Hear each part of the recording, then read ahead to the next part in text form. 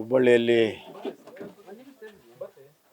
ಮತ್ತೊಂದು ಭೀಕರ ಹೆಣ್ಮಗುವಿನ ಕೊಲೆಯಾಗಿರುವಂಥದ್ದು ಅತ್ಯಂತ ದೊಡ್ಡ ದುರಂತ, ಆಘಾತಕಾರಿಯಾಗಿರುವಂಥ ಬೆಳವಣಿಗೆ, ಭಾಳ ದುಃಖಕರವಾದಂಥ ವಿಚಾರ. ಅಂಜಲಿ ಅಂಬಗೇರ್ ಆ ಹೆಣ್ಮಗು ಕಡು ಬಡವರು. ಆ ಹೆಣ್ಮಗು SSLC ಪಾಸ್ ಆದಮೇಲೆ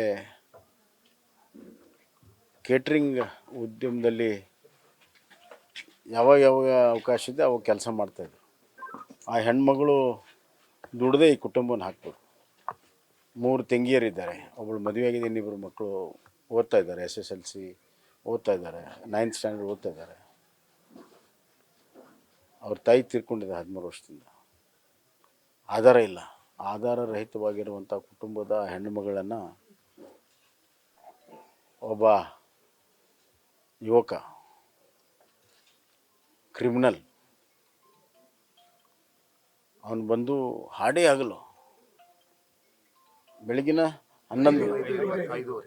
5:05 ಬಂದು ಮನೆಗಳ ಒಳಗೆ ಬಂದು ಚಾಕುವಿಂದ ಇರಿದು ಕೊಲೆ ಮಾಡ್ತಾನೆ ಅಂತಂದರೆ, ಇಂಥ ದಿಟ್ಟ ಜನದಟ್ಟಣೆಯ ಏರಿಯಾದಲ್ಲಿ ಕಾನೂನು ಸುವ್ಯವಸ್ಥೆ ಎಲ್ಲಿದೆ? ಕಾನೂನಿನ ಭಯನೂ ಇಲ್ಲ, ಪೊಲೀಸರ ಭಯನೂ ಇಲ್ಲ. ಮನಸ್ಸೋ ಇಚ್ಛೆ ಏನು ಬೇಕಾದ್ರೂ ಮಾಡಿದರೂ ನಡೀತೈತೆ ಅನ್ನುವಂಥ ವಾತಾವರಣ ಇವತ್ತು ಮೂಡಿದೆ. ಮತ್ತು ಪೊಲೀಸರು ನ್ಯಾಯ ಹಿರೇಮಠ ಆದಮೇಲೆ, ಆ ಪ್ರಕರಣ ಆದಮೇಲೆ ತಂದಿರೋ ಪಾಪ ಇಲ್ಲೇ ಇದ್ದಾರೆ, ಎಚ್ಚೆತ್ಕೋಬೇಕಾಯ್ತು. ಅದನ್ನು ಕೂಡ ಗಂಭೀರವಾಗಿ ತೆಗೆದುಕೊಂಡಿಲ್ಲ. ಅದ್ರ ಹಿಂದಿರೋರನ್ನ ಇವತ್ತಿಗೂ ಅವರು ಹಿಡಿದಿಲ್ಲ. ಭಾಳ ದೊಡ್ಡ ಮಾತಾಡಿದರು, ಮುಖ್ಯಮಂತ್ರಿಗಳು ಬಂದು ಹೋದರು, ಎಲ್ಲರೂ ಬಂದು ಹೋದರು, ಭಾಳ ದೊಡ್ಡ ಮಾತಾಡಿದರು, ಕ್ರಮ ಏನಿಲ್ಲ. ಅದರಿಂದ ಪುಷ್ಟಿ ಪಡ್ಕೊಂಡು ಈ ಹುಡುಗ, ನೀನು ನನ್ನ ಜೊತೆಗೆ ಬರಲಿಲ್ಲ ಅಂದರೆ ನ್ಯಾಯ ಹಿರೇಮಠ ನೀನು ಕೊಲೆ ಮಾಡ್ತೀನಿ ಅಂತ ಬೆದರಿಕೆ ಕೊಟ್ಟಿದ್ದಾನೆ. ಅವ್ರ ತಂಗಿ ಮತ್ತು ಅವ್ರ ಅಜ್ಜಿ ಹೋಗಿ ಬೆಂಡಿಗಿರಿ ಪೊಲೀಸ್ ಸ್ಟೇಷನ್ದಲ್ಲಿ ಕಂಪ್ಲೇಂಟ್ ಬರೆಸಿದ್ದಾರೆ. ಆದರೂ ಕೂಡ ಪೊಲೀಸರು ಯಾವುದೇ ಕ್ರಮ ತೆಗೆದುಕೊಂಡಿಲ್ಲ.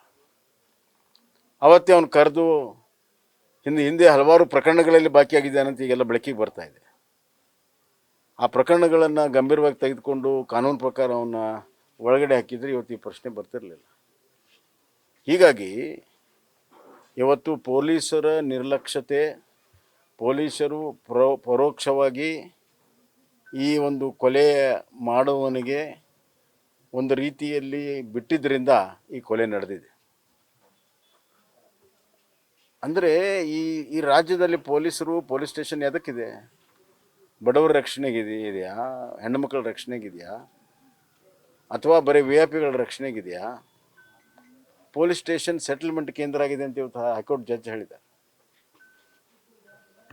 ನಾವು ಹೇಳಿದ್ರಿ ರಾಜಕೀಯ ಪ್ರೇರಿತ ಅಂತಾರೆ ಇವರು, ಆಡಳಿತ ಪಕ್ಷದವರು.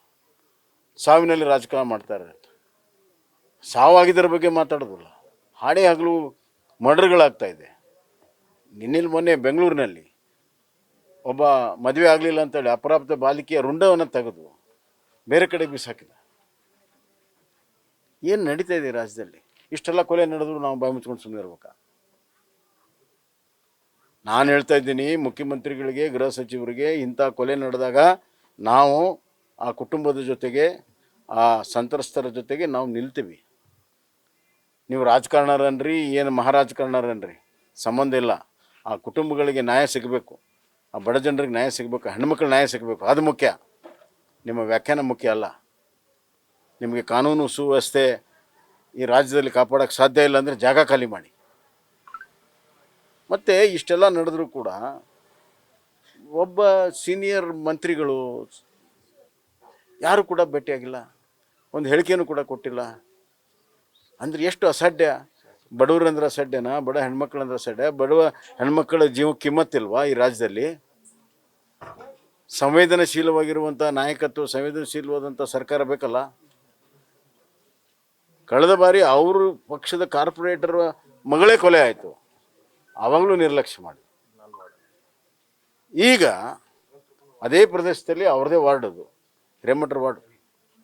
ಅದೇ ಪ್ರದೇಶದಲ್ಲಿ ಇನ್ನೊಂದು ಬಡ ಹೆಣ್ಮಗಳು ಕೊಲೆ ಆಗಿದೆ, ಆದರೂ ಕೂಡ ಏನೂ ಲಕ್ಷ್ಯ ವಹಿಸಿಲ್ಲ. ಆಮೇಲೆ ಏನೋ ಪೊಲೀಸರೇನೋ ಕಾನ್ಸ್ಟೇಬಲ್ ಹೆಡ್ ಕಾನ್ಸ್ಟೇಬಲ್ ಏನೋ ಸಸ್ಪೆಂಡ್ ಮಾಡಿದ್ದಾರೆ ಅಂತ.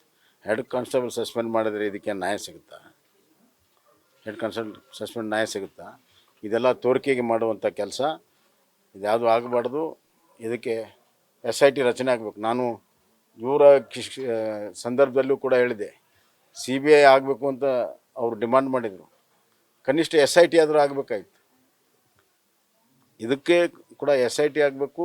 ಅವನು ಎಲ್ಲಿದ್ದಾನೆ ಹುಡುಕಿ ಪತ್ತೆ ಹಚ್ಚಿ ಒದ್ದು ಒಳಗೆ ಹಾಕಿ ಗಲ್ಲಿಗೇರಿಸುವಂಥ ಶಿಕ್ಷೆಯನ್ನು ಕೊಡಿಸ್ಬೇಕು. ಅಲ್ಲಿವರೆಗೂ ಹುಬ್ಬಳ್ಳಿ ಜನ ವಿಶ್ರಮಿಸೋದಿಲ್ಲ, ನಾವು ಅವ್ರ ಜೊತೆಗಿರ್ತೀವಿ. ದೊಡ್ಡ ಹೋರಾಟ ಆಗ್ತದೆ ಇದರ ಬಗ್ಗೆ. ಸರ್ಕಾರದ ಬಗ್ಗೆ, ಆಡಳಿತ ಮಾಡೋರ ಬಗ್ಗೆ ನಂಬಿಕೆ ಕಳ್ಕೊಂಡಿದ್ದಾರೆ ಜನ. ನಾನು ಹೇಳ್ತಾ ಇದ್ದೀನಿ, ಇದೇ ಥರ ದಿನನಿತ್ಯ ಕೊಲೆ ಪ್ರಕರಣಗಳು ನಾವು ನೋಡ್ತಾ ಇದ್ದೇವೆ. ಇದೇ ಥರ ಮುಂದುವರೆದ್ರೆ ಜನ ಸರ್ಕಾರ ವಿರುದ್ಧ ತಿರುಗಿ ಬೀಳೋ ದಿನಗಳು ಭಾಳ ದೂರ ಇಲ್ಲ ಅನ್ನುವಂಥ ಎಚ್ಚರಿಕೆಯನ್ನು ಕೂಡ ನಾನು ಕೊಡ್ತಾ ಇದ್ದೇನೆ. ಆ ಮಗುಗೆ ಕೂಡಲೇ ಪರಿಹಾರ ಕೊಡಬೇಕು. ಆ ಕುಟುಂಬ ಅತ್ಯಂತ ಕಡು ಬಡವರ ಕುಟುಂಬ ಇದೆ. ಆ ಮಾತುಗಳನ್ನು, ಆ ಮಗುವಿನ ಮಾತು ಕೇಳಿದಾಗ ನಾನು ಕರಳು ಕಿತ್ತು ಬಂದಿದೆ. ಸರ್ಕಾರ ಕೂಡಲೇ ಆ ಕುಟುಂಬಕ್ಕೆ ಪರಿಹಾರ ಕೊಡಬೇಕು, ದೊಡ್ಡ ಪ್ರಮಾಣದ ಪರಿಹಾರ ಕೊಡಬೇಕು.